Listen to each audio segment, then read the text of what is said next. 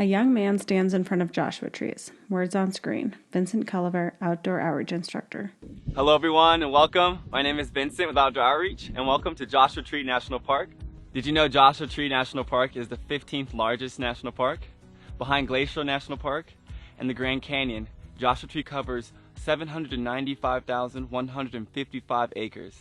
That's just slightly smaller than the state of Rhode Island.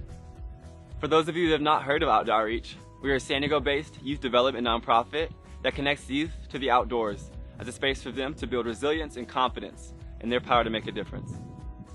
In this 3-part video series, you'll meet lots of new folks, including Outdoor Outreach field instructors and Joshua Tree staff members. We're going to walk you through what an overnight outing looks like for our participants and give you the information needed to make sure your first trip to the park is a successful one. Vincent stands in front of granite boulders. Joining us from Outdoor Outreach, we have Abby. 3 shots showing individual instructors climbing and rappelling. Words on screen. Abby Aguilar, Sunny Chang, and Alaire Ta, Outdoor Outreach Instructors. Sunny and Alaire is behind the lens. Throughout this video, we'll have Visitor Beta pop up on the screen. A panoramic shot of Ryan Campground. Text on screen. Visitor Beta. Beta is a rock climbing term that means information. To highlight tips and tricks on how to best be prepared. Let's go.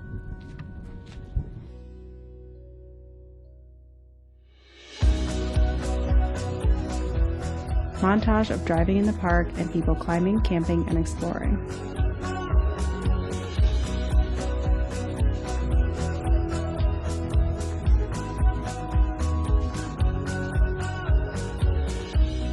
Montage of rock piles, Joshua trees, and desert landscapes.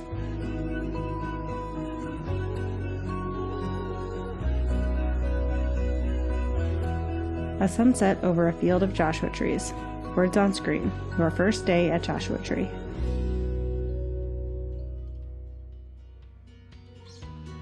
An outdoor outreach van drives up to a park visitor center.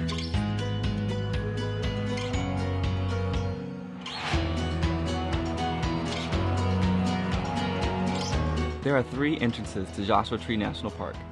Park map showing entrances, campgrounds, and roads. This is the west entrance. The other 2 options are the north entrance in 29 Palms and south entrance in Cottonwood Spring. Before entering the park, Series of shots of visitor centers. we like to stop at the visitor center to gather information and learn about the things that makes this national park so special. Abby opens the van door at the visitor center. Hi y'all, I'm Abby, Outdoor Outreach field instructor. We will use this time to have a restroom break and stretch our legs. Please be mindful that we are sharing this space with nearly 3 million other visitors every year, so we want to limit our impact as much as possible. At Outdoor Outreach, we practice the 4 R's to remind our participants and to ourselves too. Words appear. 1. Respect yourself, so drink lots of water and wear sunscreen. 2. Respect others. We like to practice put-ups, not put-downs. 3. Respect the environment, so stay on the trails and do not feed the animals. And 4. Respect the gear, any gear that we hand you and other people's items.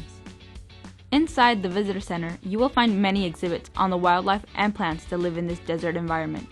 Visuals of the visitor center and park scenes. The history of how these magnificent rock formations came to be, and helpful staff and volunteers to answer the questions and share their knowledge of the park.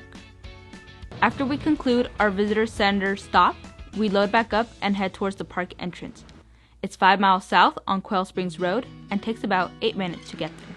The van drives toward the park. View of the park entrance sign and gate.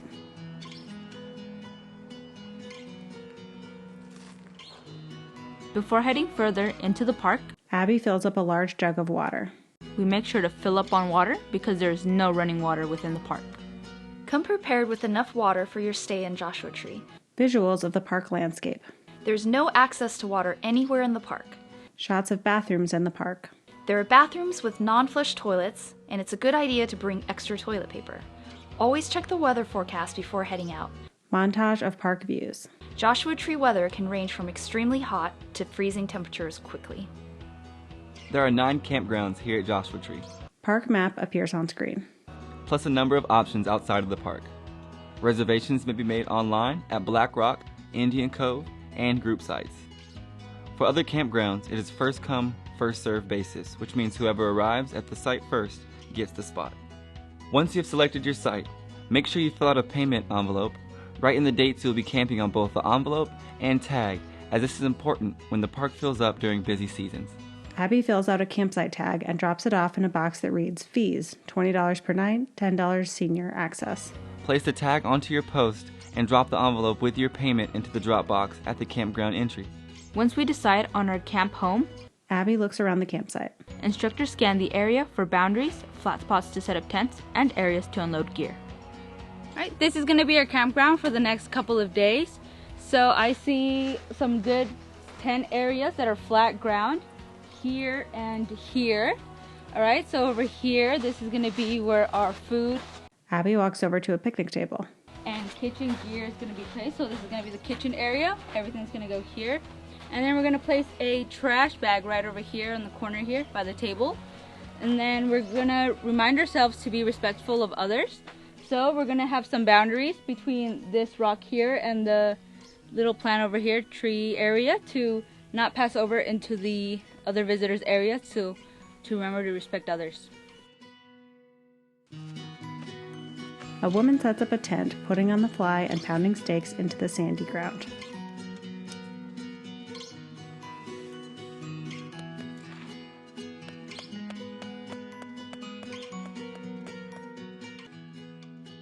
Alright, now that our campsite is set up, we can relax and enjoy our surroundings. Shots of the instructors enjoying themselves at the campsite.